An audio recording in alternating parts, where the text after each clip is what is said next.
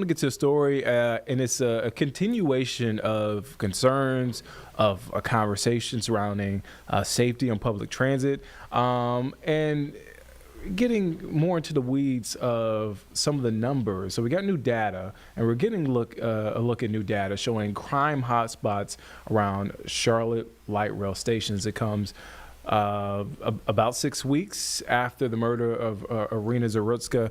WCNC Charlotte's Julie Kay is here. Julie, we were talking about it before we hopped on. You just got an email with that data, but this obviously, well, I won't say obviously, but this stems from your conversation with Edwin Peacock. Yeah. New, or I guess appointed Charlotte City Council member. He got these numbers. I guess my question,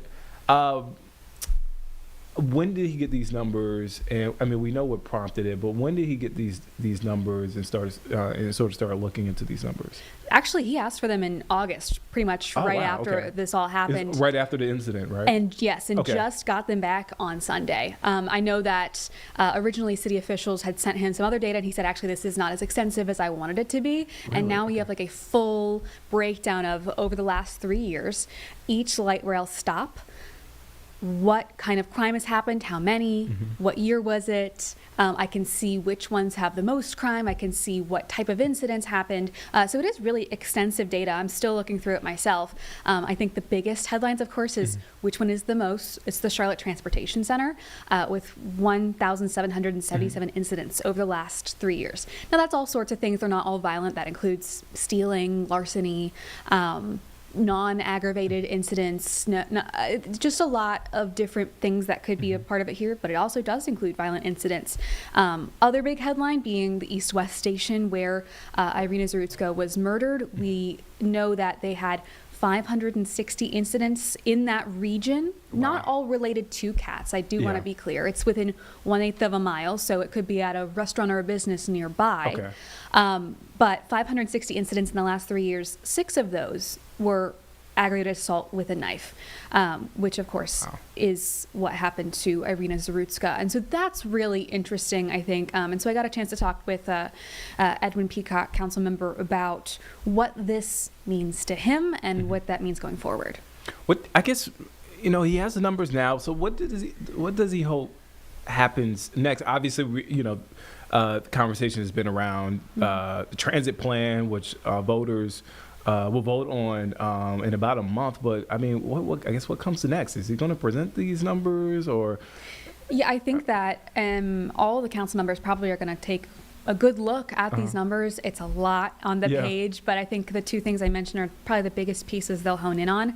And of course, that is the big question in general. What happens next? What do we do? Edwin Peacock's suggestions are some things that we've talked about before. Of course, more increased security. His big thing is fare enforcement, which we'll get back to. But some other things too that I hadn't heard thrown around. For example, when you go to the airport and you get an announcement from Mayor Bilyles, welcome to Charlotte. He's saying we should have something over the loudspeaker like, thanks for riding cats. Okay. Someone will come check your ticket, just like to remind people and to have a little bit of a larger sense of authority happening. He also says that kind of similar to what CAT's bus system does, having kind of a volunteer system for checking fare enforcement. So those were some interesting things that I think haven't been some of the biggest points people have hit. Of course, as I mentioned, fare enforcement being one of his biggest pieces. What's really interesting about his role in this is that he was appointed to fill in, and he is running again for an at-large seat, but he previously served on council. In 2007, he was there, and he was a part of some of the decisions about building the light rail in the first place, including making it an open platform. It's not like, New York City or DC where you have to go through a kind of a turnstile before you get through. Granted, people do jump over those. They do. They do. But it makes it a little bit harder to not pay. And they have enforcement there too. They tend to have more enforcement. And so we decided not to do that, which is abnormal. But since Charlotte has grown so much, he's saying if we wanted to change that, we would really have to seriously look at those numbers. But Charlotte was not nearly as big as it is now when we made this plan. And also he says that they were a lot more serious about checking tickets and that kind of thing. I mean, that's almost 20 years ago now. Yeah, But they hard were a to lot believe. more serious about it. And he says it's gone downhill since. So he would like to see overall that be the solution of more fair enforcement. But he knows that there is some discussion about the sales tax. A lot of that money is going to have to go to security. Does that include adding, more of a ticketing system that requires you to stop before you get on the platform? So many things at play when it comes to transit. I feel like this is an ongoing discussion. I mean, since I got here, way before we got here, but I feel like it's been continuing and it's continued to evolve. And again, voters will decide on, I guess, the future of it. Early voting starts next week. Yeah, I was just about to say. I know. It's not far away at all, guys. Make your not. decision soon. I feel like when we first launched Live Impact News, and one of your first hits, we were talking about the transit plan and how far off it was, but it's right here. It's here.